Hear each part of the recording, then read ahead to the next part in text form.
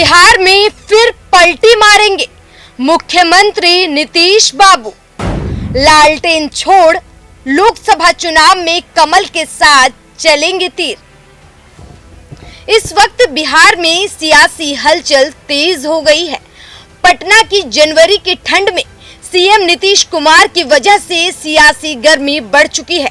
NDA का दामन छोड़कर आरजेडी के साथ गए सीएम नीतीश कुमार अब फिर से एनडीए में जा सकते हैं।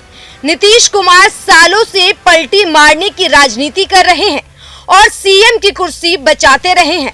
माना जा रहा है कि नीतीश कुमार 28 जनवरी को मुख्यमंत्री पद से इस्तीफा देकर बीजेपी के समर्थन से दोबारा शपथ लेंगे।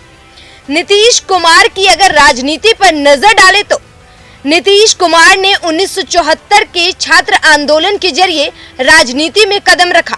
1985 में पहली बार विधायक बने। इसके बाद नीतीश कुमार ने पलट कर नहीं देखा और सियासत में आगे बढ़ते चले गए। लालू प्रसाद यादव 1990 में बिहार के मुख्यमंत्री बने।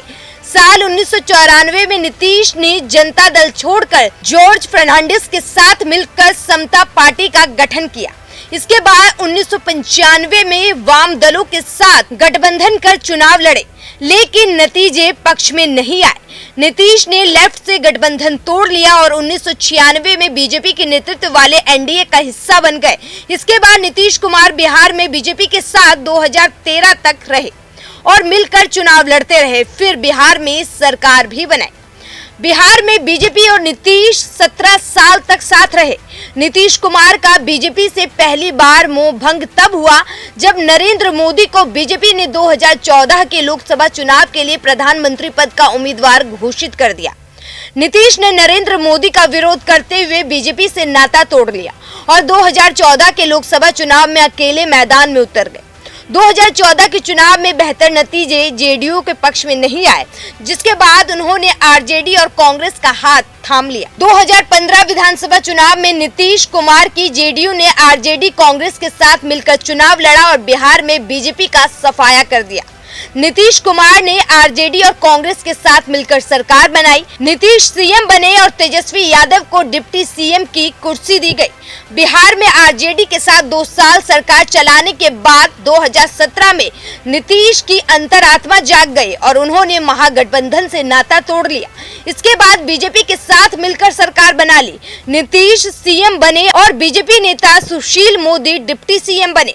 नीतीश कुमार 2020 में सीएम जरूर बन गए, लेकिन बीजेपी का दबाव बर्दाश्त नहीं कर पा रहे थे। बिहार में 2 साल सरकार चलाने के बाद नीतीश बाबू ने 2022 में पलटी फिर मारी और आरजेडी और कांग्रेस के साथ मिलकर सरकार बना ली। नीतीश कुमार मुख्यमंत्री बने और तेजस्वी यादव फिर डिप्टी सीएम।